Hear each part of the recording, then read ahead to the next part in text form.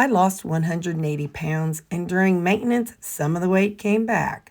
This series documents losing 20 pounds realistically without panic, punishment, or starting over. There's no kids in here, so I'll show y'all. I've shown y'all before, but this is our kids' room. This is for kindergarten through third grade. They get treats, and this is the front, and the teacher, I get to help her teach today, but so girls sit on this side and boys sit on this side, and then they're going to play games when they first get here. But yeah, this is our room. Oh, try not to show too many faces. And then they got a rock climbing wall over there. It's pretty cool. And then this is inside my church. Today is Mad Sunday, so we will be done with our fasting. It ends today, and anyway, so if you watch my church, remember there's always a link in the description of all of my videos, and you can watch my pastor talk. I'm not gonna record that, but yeah, go to the link in my video. But today is March 15th, so it's Judy's birthday and Mad Sunday. It stands for Make a Difference Sunday. Y'all, preacher was on fire today. Like I said, go to the link. You know, every video you watch, if you're watching it from like YouTube, it's always YouTube, derp. But if you're watching it from like, your phone or whatever, there is a thing that says more, like at the end of the title or right by the title. And that means whoever's made the video has more details in there that you can look at, like links or whatever. So if you click that, and on this video, at any video, you'll see the link to my church. You need to see the one from March 15th. Usually, they ran live at 8, 10, and 11:45. But then what happens is the last one stays up. I think it's like 12, 24 hours. And then like Tuesday or Wednesday, they pick a video to have it, one of the videos to be, that is uploaded for the rest of time. So you can go back and see previous videos. Kids Church today was about peace in Jesus. They're doing fun things. So the Kids Church, everybody wore pajamas. I didn't wear pajamas. But anyway, it's about, and that Jesus is the way, the truth, and the life.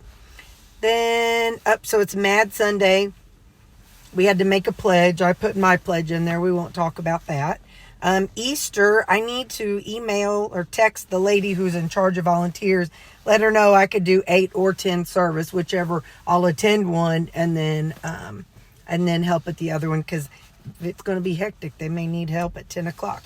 All right, let's get going. And he talked about, first person he talked about today in church, it was there's a music artist named Lecrae. He is a Christian rap artist and award-winning artist. And so he talked about him and how he was not living, he didn't know Jesus, and one of his friends invited him to a Bible study, and that's how he learned about Jesus. So it was about, inviting people to Jesus. So it starts in, when it comes to telling about God, we need to let the gospel speak for itself, because impressive words don't transform others. Impressive words, I'd say this later, but if I can talk you into believing in Jesus, somebody else can talk you out of believing in Jesus. So it's not about the big fancy words. So in Corinthians 2, verse 1-2, when I came to you, this is Paul talking to people of Corinth. When I came to you, brothers and sisters, announcing the mystery of God to you, I did not come with brilliance of speech or wisdom. I decided, so he actively decided to know nothing among you except Jesus Christ and him crucified. So I keep getting this thing saying that there is something going on outside my house. All right, but I want to keep going. So then he talks about Paul made the choice to let the gospel and the Holy Spirit do what the Holy Spirit does. And he talked about before going to Corinth, Paul went to Athens. And in Athens, people paid somebody to learn how to argue a topic, whether it's true or false. They wanted to know how to argue and get people to believe in them. So when Paul went there, and in Acts 17, he actually followed the rules of debate with them. And he only had, I'm going to roll down. I'm hot, y'all. Hang on. I wonder if I can, hang on. I'm just hoping it doesn't kick y'all off. I don't know. Let me just roll my window now. Okay, there we go. Let me crack it. There we go. So anyway, so when Paul went, he had to keep his talk in less than 6 minutes. That's why Acts 17, it followed debate rules. So if you read it, he talks about using poets and the altars and philosophical meaning. They said that there was only a very few amount of converts, but a lot of them found it interesting and wanted him to come back. But then when he went to Corinth, he changed his method. And he made the choice to know nothing and not worry about being all fanciful, but only talk about Jesus. He said you don't have to polish the gospel to be powerful. Because again, if I could talk you into it, someone else can talk you out of it. When the Holy Spirit moves, no one can change it.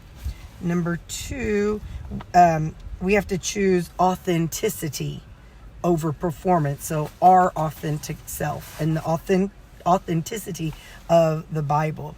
And then B, 1 Corinthians 2 verse 3, he said, I came to you in weakness, in fear, and much trembling. And then C is he chose to rely on the power of the Spirit, not the power of his words. So we don't have to impress anyone. We just have to be authentic about Jesus. And let's see, I already said that. And then 1 Corinthians 2 verse 4-5. My speech and my preaching were not with persuasive words of wisdom, but with a demonstration of the Spirit's power, so that your faith might not be wasted on humans' wisdom, but on God's power. Then Romans 1 verse 16, he said, for I am not ashamed of the gospel, because it is the power of God for salvation to everyone who believes, first to the Jew and also to the Greek, and us Gentiles. So I've added that, us Gentiles, because that's not on there. It just says the Greek. I'm a Gentile. Then big takeaway, the gospel doesn't succeed because it's clever, but because it's true and empowered by God. So then I have, no one can argue with me about my testimony. And there was somebody who said he has a great need for Christ, but he has a great Christ for his need. So it needs to be more of Jesus and less of us. So, if we're talking to somebody about our testimony, which I've done that on here, as much as I'm willing to talk to a bunch of strangers about. I know we love each other, but I'm just saying some of it's pretty heavy, and I don't really need to talk that much about that part. But anyway, regardless, I know what I was doing at that time. And I know where I would be now had I not turned to Jesus and followed Jesus. So that's what today's service is about. And again, click the link in the video description and you can see what Pastor Chris talked about. And I'm going to go meet Judy. Today's her birthday. I don't know if she's decided where we're going to go eat or not. I'm going to go check on my thing because it keeps seeing something. Maybe something's blowing in my backyard. I love you guys. Jesus loves you. And don't forget it. Bye. We're at a place called Roma Italian Restaurant. There's the birthday girl. What I said I wanted to get, I'm going to get just some Alfredo sauce, grilled chicken, and meatballs. So that's what I'm getting. Grilled chicken, meatballs, and Alfredo sauce. I think I lied. Mom said the pink sauce is a combination of marinara and Alfredo. So I'm going to get the pink sauce. That'll be fun. Yep, I'm having one roll with butter. I haven't had a roll in a long time. So these are listed as sides, y'all. This is grilled chicken, meatballs, and pink sauce. I'm probably just going to pour the pink sauce over this. Judy's trying the chicken Alfredo, or just plain Alfredo. Just fettuccine Alfredo. So this is what we're having. All right, let's have our final little chat. So after Mom and I ate, first off, that stuff, it was nice, but it's like they didn't have any salt in it whatsoever. My friend went there yesterday and she said the same thing. She was like, it was just very bland. The Alfredo was bland. So Mom got her Alfredo. It was bland for her too. And then, and so even the chicken, it was almost like eating air. There was just no flavor to the chicken. So I salted that too. It's cute because I asked the girl, I said, this is my first time here. If I come back, could I just ask for all these three things put into a bowl? She said, no. I'm like, oh. She's like, well, our chefs, they only speak Spanish. And she's like, so they only know how to make the things that are on the list. She's like, and I don't know how to speak Spanish. I'm like, that's so cute.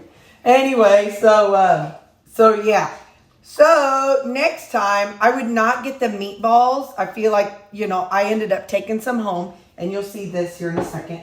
So I took some home, so it was definitely more than what I needed. Next time I would just get the grilled chicken, which is a huge amount, and then the pink sauce. What that is, it's a mixture of red sauce and the Alfredo mixed together. So anyway, and I'll salt the snot out of the chicken and then put the sauce on it. Anyway, but it was fun. It was good. Mom got a salad. We wanted to kind of see what that was like. So she got a salad. Yeah. Oh, her church had a bake sale. Oh, so I ate 2 rolls while I was there. I wanted to see, I haven't eaten rolls in so long, and I just wanted to see them, try them. Because I don't eat them when we go to Texas Roadhouse. I don't want to make a habit out of it, but being a different place with different food, it was like, okay, I'll try it. But like I said, whenever I go to Texas Roadhouse every single month, I don't want to make that rolls a habit, or the nuts. So I get back to Mom's, and their church had a little bake sale, and she bought like, those little mini loaf pans. One was a lemon and poppy seed. One was strawberry. And then she had some beer bread. So she's like, I've always wanted to make beer bread. She's like, but I never had a can of beer here. So anyway, I'll say it's about that thin, and about maybe that, yeah. So it's about like that size of a piece of it, and about that thick, of the strawberry bread and the lemon poppy bread. And then I had, again, about maybe, it was more like that big around, and still about that thick, of the beer bread. I wanted to taste them, and it's really cool for me. After I didn't have any cravings. I didn't touch her nuts. I was so close. I was like, oh yeah, I've already done some stuff. I should have nuts. And I'm like, yeah, but you've already had some not so great bowel movements. We don't talk about that. I haven't told y'all about it. I'm like, don't do that to yourself. Don't do that to yourself. So I'm like, okay, good point. So I talked myself out of eating those nuts. Good job, Terri Toodaloo. No nuts today. Yeah, but anyway, we had a good visit, and she and I played cards. We played 1 game. She won. Last time we played 2 games, and we both won. So I got a little notebook that she had at her house, and I stuck it in the drawer where her cards are. Me and her mom, I used to go to her house every week, and this is before we all met. And so we'd play cards, and we just put little tallies by our name, under our name, and it was long. And then when she passed away, I actually have that piece of paper in my hope chest. So anyway, but yep. So Mom and I had a good visit. She had a good birthday. She got to go to church and see her friends. I got to see my friends at my church. I'm looking to see something. Don't ask. And then we got to eat. And then my sister called while I was at Mom's. So that's what I know. So happy Jesus and Judy Day. I love you. Jesus loves you. And like Pastor said, just be authentic about it. You know, let God fill in. Let God do the work. We aren't trying to convince somebody to believe. We just let the Holy Spirit do it. So, all right. I love you all. Bye. I forgot to talk to you about what I got over here, y'all. So, Mom's church, you know, they were having a bake sale, but they also had a sausage dinner. So, she brought home some sausage, and then I brought home some of my chicken and Alfredo. So, there's chicken and my pink sauce. So, this is chicken, Alfredo, sausage. There's 1 potato in there and 2 green beans. Look. Here's a piece of green bean. I don't know where the potato went. I don't know. It's down in there somewhere. Oh, here it is. There's the potato. So it's got two pieces of potato about this size. So that's that. Now,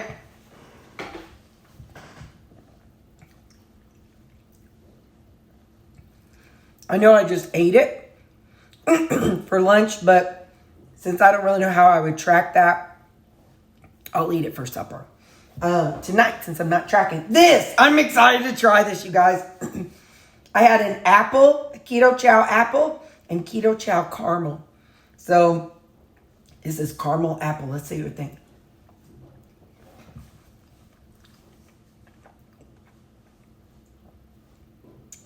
I taste the apple. I taste the caramel.